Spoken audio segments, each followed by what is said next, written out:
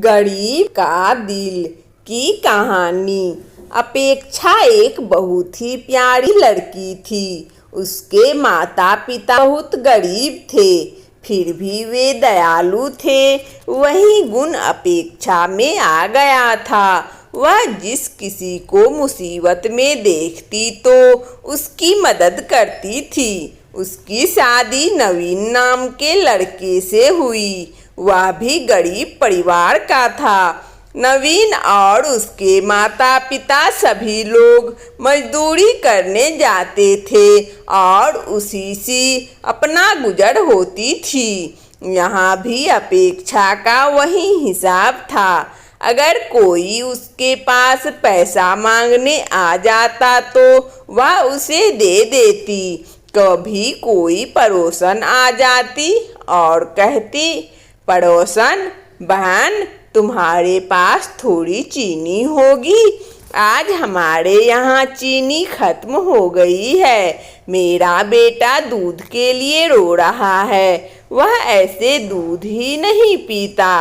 तो वह उसको कटोरी में चीनी ऐसे ही दे देती। कभी कोई और पड़ोसन आ जाती और कहती, पड़ोसन बहू, कुछ रुपए उधार दे दो। मैं बच्ची की दवा देने जा रही हूँ। मेरे पास नहीं है, मैं तुम्हें वापस कर जाऊंगी बाद में। तो अपेक्षा दे देती थी।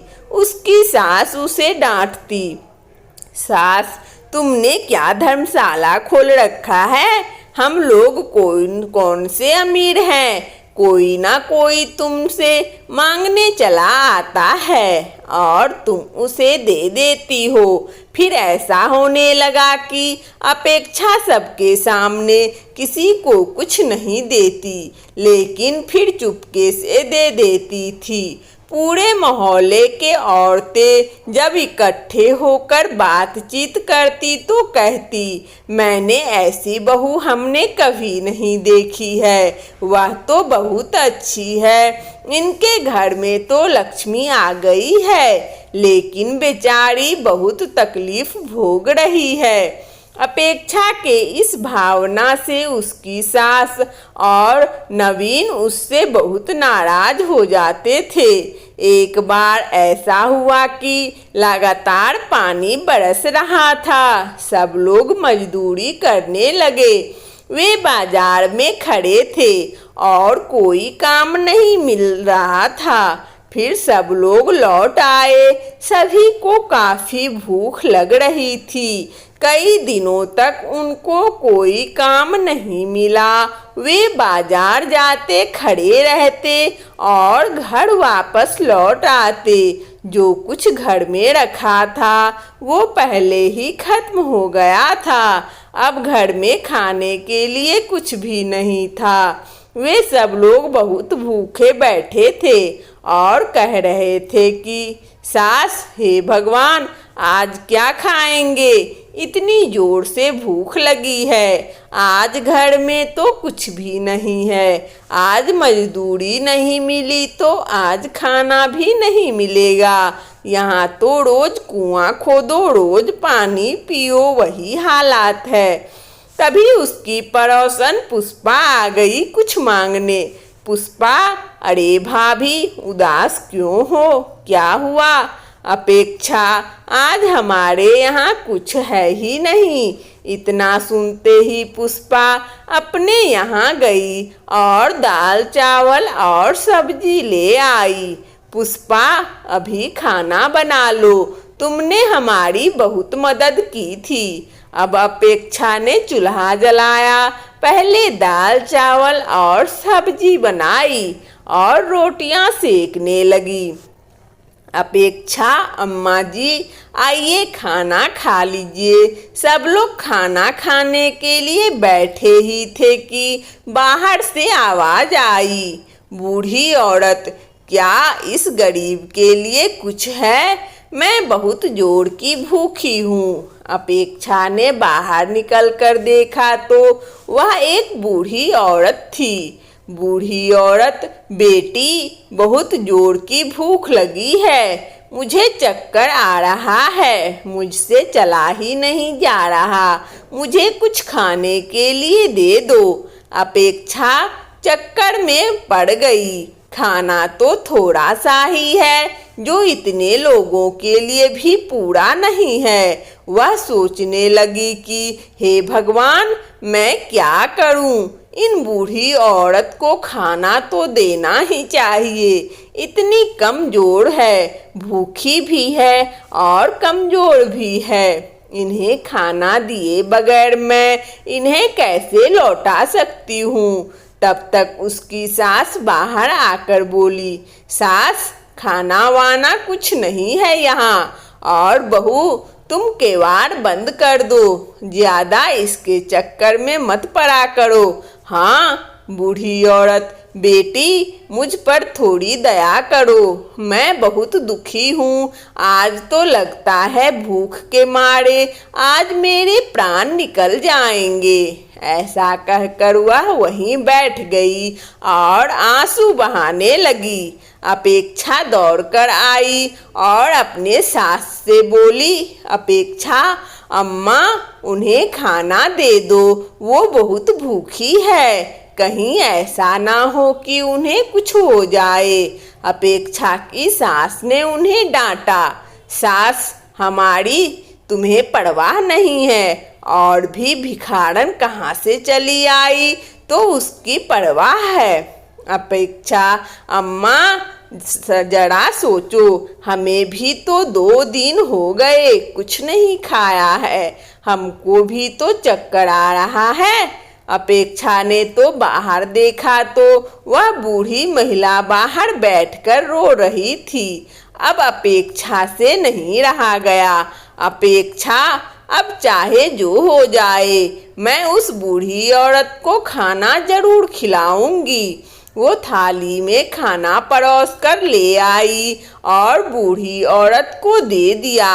वह औरत बहुत खुश हो गई और खाने लगी। बूढ़ी औरत, खाना बहुत स्वादिष्ट है, तुमने खाना बहुत अच्छा बनाया, तुम बहुत सुखी रहोगी, और खाना ले आओ बेटी। अपेक्षा और खाना परोस कर ले आई। बूढ़ी महिला को पता नहीं कि कितनी भूख लगी थी। खाना खाते ही जा रही थी और मांगते ही जा रही थी, और ले आओ खाना। अपेक्षा दौड़कर अंदर गई और खाना ले आई। थोड़ी ही देर में दाल चावल की पतीली खाली हो गई, सब्जी रोटी भी वह खा गई। भूख से बिलबिलाते हुए नवीन ने देखा कि पतीली खाली पड़ी है और कुछ नहीं रह गया। उसमें नवीन को बहुत जोर से गुस्सा आ गया और उसने चूल्हे पर बर्तन फेंक कर मारा, जिससे चूल्हा टूट गया। यह देखकर अपेक्षा रोने लगी। अपेक्षा, चूल्हा तो टूट गया, अब खाना किस पर बनेगा?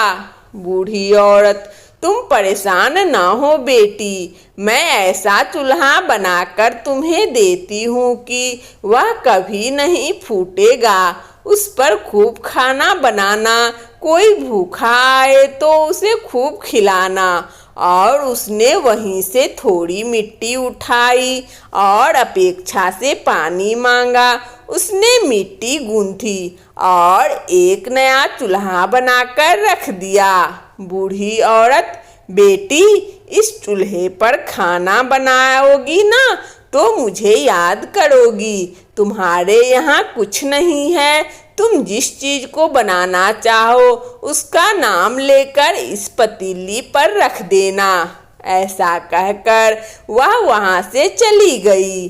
अपेक्षा पतीली चूल्हे पर रखती। अपेक्षा, मैं तो दाल बनाने वाली थी। चूल्हे में लकड़ियां अपने आप जलने लगी और खाली पतीली में दाल भरकर उबलने लगी। अब तो अपेक्षा बहुत खुश हो गई। 1 मिनट में सारी पतीली दाल से भर गई और सारी पतीली चढ़ा दी और बोली, अपेक्षा, मैं चावल बनाना चाहती हूँ। अब तो अपेक्षा जिस चीज को बनाना चाहती उसी का बस नाम ले लेती तो वह चीज बनकर चली आती। यह देखकर अपेक्षा के सास ससुर और नवीन बहुत खुश हो गए। वे अपेक्षा को प्रशंसा करने लगे। अब सभी लोग खाना खा रहे थे। जिसकी जो भी खाने की इच्छा होती वे उसी पकवान का नाम लेती और अपेक्षा उसे बना देती। अब अपेक्षा की सब लोग बहुत इज्जत करते थे।